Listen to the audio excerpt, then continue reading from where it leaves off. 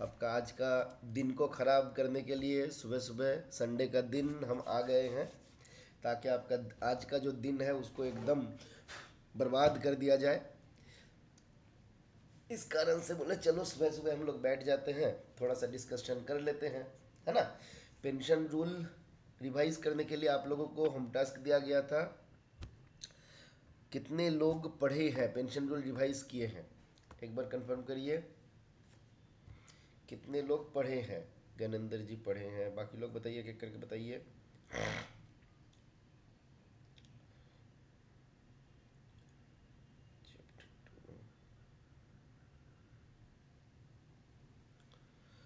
Try किए हैं, चलिए ठीक है, ट्राई किए तो अच्छी बात है। देखेंगे आपने कितना ट्राई किए। अच्छा चलिए, हम भी थोड़ा सा और एक दो चीज़ ओपन कर लेते हैं आप लोगों के साथ साथ। अच्छा, तो आज बेसिकली हम लोग पेंशन रूल को रिवाइज करेंगे, और रिवाइज करने के साथ साथ मैं आप लोगों को पहले भी बहुत बार बोला हूँ कि आपके पास आपका अपना नोट होना चाहिए। ये बात मैं मतलब मुझे लगता है कम से कम एटलीस्ट 50-60 बार तो बोले होंगे कि आपके पास आपका अपना नोट होना चाहिए, है ना।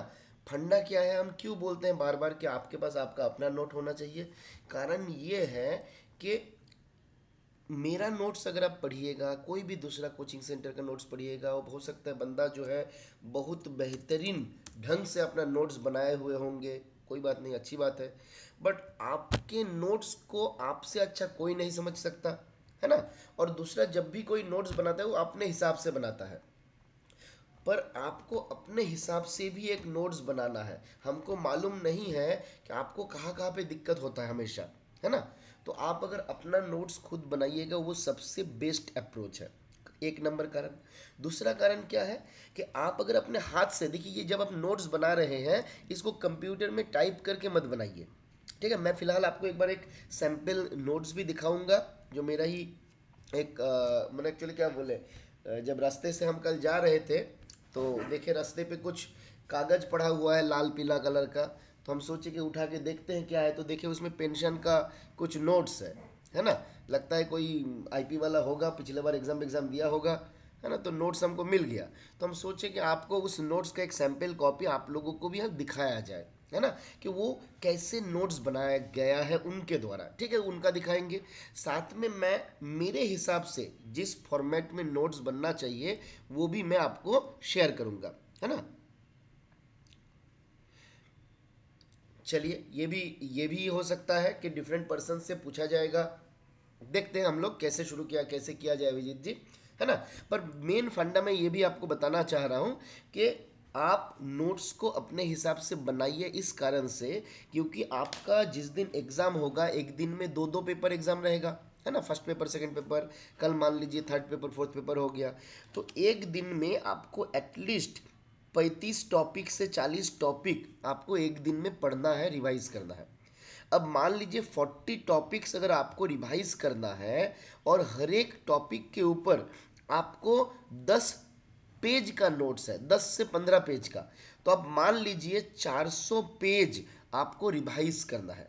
400 पेज का एक मोटा किताब हो जाता है, जो फट से रिवाइज करना संभव है नहीं, है ना। जिस कारण से मैं सजेस्ट करना चाहता हूं आप सबको कि भाई आप अपने हिसाब से एक नोट्स बनाइए, और एक फाइनल नोट्स आपका होना चाहिए जो 1 2 4 पन्ने का होगा, जहाँ पे छोटा सा एक नोट्स के भीतर सारा इंपॉर्टेंट चीज़ जो है आप इनकॉर्पोरेट कर दीजिएगा, है ना। चलिए, एक सैम्पल नोट्स मैं आप लोगों को यहाँ पे दिखाता हूँ। जो हम जो बोल रहे थे ना कि किसी ने, प्रशांत जी वीडियो ऑफ कर लीजिए। चलिए, कहाँ गया ये भाई साहब। चलिए, तो यहाँ पे हमने क्या किया, यहाँ पे हम जब नोट्स बना रहे हैं, पढ़ रहे हैं, तो देखिए 3 चीज़ मैंने रखा हूँ एज ए रेडी रेफरेंस। तो एक है जो नोट्स हमारे द्वारा आपको प्रोवाइड किया गया, जो नोट आपको अवेलेबल करवाया गया, ये नोट्स आपके पास होना ही चाहिए, है ना। तो ये आपके पास रहेगा। इसके साथ क्या और रहेगा, जो बेयर रूल है, जो बेयर एक्ट है, अगर आप अच्छे से प्रिपरेशन करना चाहते हैं, पर ये आपका बेयर रूल तब कर पाइएगा जब आपको 2025 में नहीं, एटलीस्ट 26-27 में एग्जाम देना होगा, तब जाके आप इसको कर पाइएगा। अदरवाइज आपका सिलेबस कंप्लीट है तो कर सकते हैं, है ना। अदरवाइज आप इसके ऊपर मत जाइए, आप इसको क्लोज कर दीजिए। उसके बदले आप ये वाला नोट्स को देखिए और ऐसा एक नोट्स आप खुद का बना लीजिए। देखिए इस बंदे ने क्या किया था, पेंशन रूल का जो डिफरेंट इंपॉर्टेंट चीज़ें हैं उसको एक जगह पे इनकॉर्पोरेट किया। जैसे ये रूल कब से आपका लागू हुआ था, the date from which this rule has come into force, तो 20/12/2021 में ये रूल जो है आपका लागू हुआ था। फिर क्या बोला गया, डिफरेंट इंपॉर्टेंट रूल जैसे शॉर्ट टाइटल एंड कमेंसमेंट, फिर एप्लीकेशन, डेफिनेशन, कभी कभी सवाल पूछ लेता है ना। अब मैं आपको सजेस्ट करूंगा क्या, इसके साथ आप चाहते हैं तो आप थोड़ा सा इसको और एलेबोरेट कर सकते हैं। जैसे जैसे मान लीजिए इन्होंने शॉर्ट टाइटल एंड कमेंसमेंट दिया, तो हम इसके बगल में ही डेट नोट करके रखेंगे कि शॉर्ट टाइटल कमेंसमेंट का डेट कौन सा था, 20/12/2021, है ना। 20/12/2021 में ये रूल जो है हमारा लागू हुआ था, तो जो शॉर्ट टाइटल वाला पोर्शन है उसके भीतर ये हम डाल सकते हैं, है ना। फिर आते हैं हमारा एप्लीकेशन। फिर क्या आया, मेरा एप्लीकेशन। अब जब एप्लीकेशन पोर्शन पे आया तो यहाँ पे कुछ कुछ चीज़ आपको याद रखना होता है, तो आप चाहते हैं तो उसको भी नोट कर सकते हैं। जैसे नंबर 1 आपको याद रखना होता है cut off date. Cut off date कौन सा वाला है, तो 31/12/2003, क्योंकि हमको मालूम है 31/12/2003 के पहले या फिर तक अगर कोई गवर्नमेंट सर्वेंट ज्वाइन किया है तो वो पेंशन के भीतर कवर होते हैं।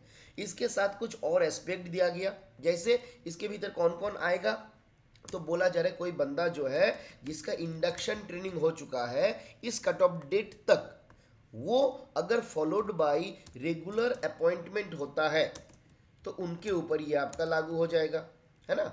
उनके ऊपर ये आपका लागू हो जाएगा। फिर किसके ऊपर लागू हो जाएगा, तो जो टेम्पोररी स्टेटस मिला हुआ है, टेम्पोररी स्टेटस मिला हुआ है, तो ये टेम्पोररी स्टेटस कब मिला है, इस कट ऑफ डेट तक मिला है तो उनके ऊपर लागू हो जाएगा, है ना। तो इस प्रकार से आपका 2-3 चीज आप याद कर सकते हैं। इसके साथ और क्या याद रखना है कि ऑप्शन फॉर्म फर्निश करना है।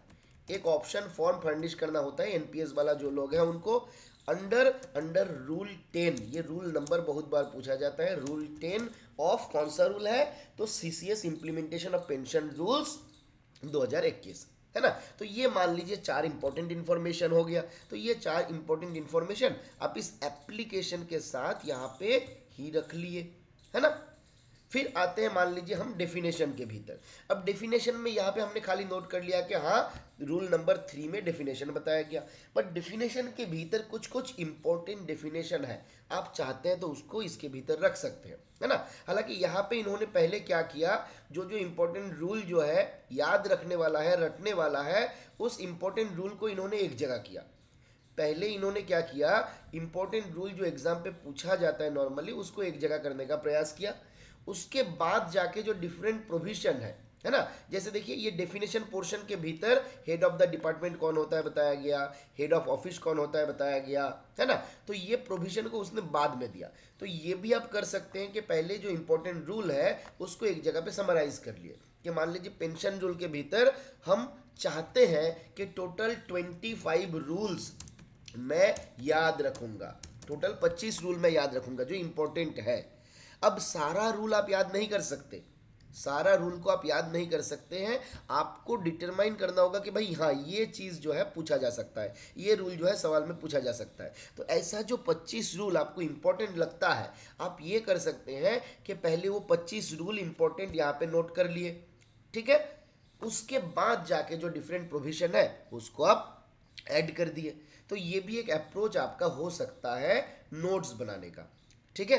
क्लियर है, हो सकता है ये आपको काम पे आए, हो सकता है काम पे ना आए। जैसे मैं आज आप लोगों के लिए ही एक काम कर रहा था, थोड़ा सा एक सैंपल में बना रहा था कि मान लीजिए हम भी अपने लिए बोलिए या फिर आप लोगों के लिए बोलिए, एक सैंपल नोट्स में बना रहा था इसके ऊपर। तो मैं उसको किस तरीके से बना रहा था वो मैं आपके साथ थोड़ा एक बार शेयर करता हूँ, ठीक है। अभी तक कंप्लीट तो हुआ नहीं है भाई साहब, बट फिर भी मैं शेयर करता हूँ, हो सकता है काम आए या ना आए। एक मिनट वेट करिए। तो एक, हाँ ये आपका कहाँ गया भाई साहब, रिकॉर्डिंग तो हो रहा है, ठीक है। हाँ, इसको देखिए हम एक बार आपको खोल के दिखा लेते हैं, विंडोज़, ठीक है। ये मैं सैंपल दिखा रहा हूँ, हो सकता है कि आपको इस चीज़ से बहुत ज़्यादा फ़ायदा ना हो, दूसरे तरीके से करिएगा तो हो सकता है आपको और अच्छा हो, है ना। तो ये एक सैंपल मैं यहाँ पे आपका, अरे थोड़ा ज़्यादा बड़ा हो गया, मान लीजिए, हाँ, कहाँ से ढूंढो, ठीक है। तो यहाँ पे क्या किया गया, पहले मैंने नोट किया कि रूल नंबर वन, अब रूल नंबर वन पे क्या बताया, तो इसमें शॉर्ट टाइटल है और कमेंसमेंट है, ठीक है, चलो लिख लिए। अब ये रूल लागू कब से हुआ, तो ये रूल लागू हुआ और केम इन टू फोर्स फ्रॉम 20/12/2021। अब आए हम रूल टू। रूल टू में बताया गया एप्लीकेशन, इसमें इंपॉर्टेंट चीज़ क्या क्या दिया गया, तो एक दिया गया कट ऑफ डेट 31/12/2003, फिर बोला गया कि जो किसके किसके ऊपर लागू होगा, तो एक याद रखना कि सिविलियन इन डिफेंस जो है उनके ऊपर भी लागू है, और इंडक्शन जिसका हो चुका है, इस तारीख से पहले वो इंडक्शन ट्रेनिंग कर चुका है या फिर ज्वाइन किया था ट्रेनिंग पे, फॉलोड बाय रेगुलर अपॉइंटमेंट, उनके ऊपर लागू है, टेम्पोररी स्टेटस के ऊपर, और ऑप्शन जो हमने बोला एप्लीकेबल किन के ऊपर नहीं है, तो रेलवे के ऊपर नहीं है, कंटीजेंसी के ऊपर नहीं है, सीपीएफ से पेमेंट होता है तो नहीं होगा, all India service, local recruit in mission abroad, ये लोगों के ऊपर लागू नहीं होगा। फिर बोला गया नॉट एप्लीकेबल, और किसके किसके ऊपर नॉट एप्लीकेबल है, तो बोला गया जो कैजुअल और डेली रेटेड एम्प्लॉय है, जो कंट्रेक्चुअल एम्प्लॉय है, और कॉन्स्टिट्यूशन के अंडर में या लॉ के अंडर में जिन लोगों का पेंशन का प्रोविजन दिया गया है, जैसे हाई कोर्ट सुप्रीम कोर्ट का जज, तो उनके ऊपर भी ये रूल लागू नहीं है। फिर हम आया रूल थ्री में, जहां पे बोला गया डेफिनेशन। इसमें क्या क्या इंपॉर्टेंट डेफिनेशन हमको लगा, तो एक एवरेज एमोलूमेंट्स है जो बोलता है कि 10 महीने का बेसिक है। फिर बोला गया ऑनलाइन सिस्टम पे पेंशन का जो एप्लीकेशन वगैरह होता है वो है भविष्य। गवर्नमेंट ड्यूज किसको बोला जाएगा, तो रूल 67 के सब रूल 2 में जो जो पेमेंट को गवर्नमेंट का ड्यू माना गया वो होगा जाए हमारा गवर्नमेंट का ड्यू। हेड ऑफ डिपार्टमेंट हम किसको बोलेंगे, तो delegation of financial power rules 1978 के शेड्यूल 1 में जिसको हेड ऑफ डिपार्टमेंट बोला गया वो हमारा हेड ऑफ डिपार्टमेंट होगा। हेड ऑफ ऑफिस कौन होगा, तो जो delegation of financial power rules 1978 के रूल 14 में जिन गेजेटेड ऑफिसर को हेड ऑफ ऑफिस माना गया वो मेरा हेड ऑफ ऑफिस होगा। ग्रेचुइटी के भीतर क्या क्या आता है, तो इसके भीतर सर्विस ग्रेचुइटी आता है, रिटायरमेंट ग्रेचुइटी आता है, डेथ ग्रेचुइटी आता है, और रेसिड्यूअरी ग्रेचुइटी आता है। सर्विस ग्रेचुइटी को कहाँ पे बताया गया, रूल 44 में। रेसिड्यूअरी ग्रेचुइटी को कहाँ पे बताया गया, 45 का 1 में। डेथ ग्रेचुइटी 45 के 2 में, है ना, और रिटर्न रेसिड्यूअरी ग्रेचुइटी 45 के 3 में। एक इंपॉर्टेंट लाइन दिया गया, भले ही इसका मतलब का कोई माँ बहन है नहीं, बट बोला गया कि pension includes gratuity but not DR, ये सवाल एग्जाम पे पूछता है, ठीक है, तो इसको हम याद कर लेंगे। फिर बोला गया फॉरेन सर्विस को डिफाइन किया गया कि other than consolidated fund of India, state और यूनियन टेरिटोरी से जो पेमेंट होता है उन लोग, उस गवर्नमेंट सर्वेंट को फॉरेन सर्विस बोला जाता है। फिर अगला रूल 4, ये हमको उतना इंपॉर्टेंट नहीं लगा तो रूल नंबर हम लिखा नहीं, बट कंसेप्ट इसका इंपॉर्टेंट है कि नॉन पेंशनेबल पोस्ट से पेंशनेबल पोस्ट में अगर आता है तो with in 6 month of joining, या फिर अगर छुट्टी में रहेगा छुट्टी से आने के 6 महीने के भीतर उनको अपना एप्लीकेशन देना रहता है कि हाँ हम पेंशन लेना चाहते हैं कि नहीं लेना चाहते हैं, पेंशन के भीतर आना चाहते हैं या फिर आदर जो चल रहा था उसी में जाना चाहते हैं। फिर रूल 6 में बताया गया लिमिटेशन ऑफ पेंशन। तो अब लिमिटेशन ऑफ पेंशन को भी जब पढ़ेंगे तो यहाँ पे एक दो चीज हम ऐड करेंगे, क्या क्या, किसी को दो पेंशन नहीं मिलेगा, नॉर्मली किसी को दो पेंशन नहीं मिलेगा, तो मिलेगा किसको, तो बोला गया आर्मी वगैरह जो है डिफेंस सर्विस वहां से जो लोग रिटायर किए हैं उनको मिल सकता है। दूसरा ऑटोनोमस बॉडी से जो लोग कर रहा है, और आपका पब्लिक सेक्टर अंडरटेकिंग से जो लोग ये कर रहा है हमारे इधर आ रहा है, तो उनके ऊपर भी एप्लीकेबल हो सकता है। तो ये एक सैंपल नोट का सैंपल एक पेज है। मैं बड़ा आलसी आदमी हूँ जिस कारण से हमको पूरा मतलब लिखने का अभी तक मौका मिला नहीं है, टाइम थोड़ा लगता है। मूवी बहुत देखते हैं हरिंद्र जी, बिल्कुल, है ना। तो क्लियर हुआ ना, नोट्स वही सही है जो एक रूल को समझा दे, और ये नोट सही है। चलिए जो आपको सही लगे, देखिए मैन टू मैन वैरी करता है, सबका रिक्वायरमेंट अलग होता है, आपको कुछ और चाहिए हो सकता है, हमको कुछ और चाहिए हो सकता है, पर आप अपने हिसाब से बनाइए, ठीक है, थोड़ा सा टाइम इन्वेस्ट करिए, क्योंकि अभी का जो इन्वेस्टमेंट होगा ना ये रहेगा। मैं जब क्लास 11 में पढ़ता था तो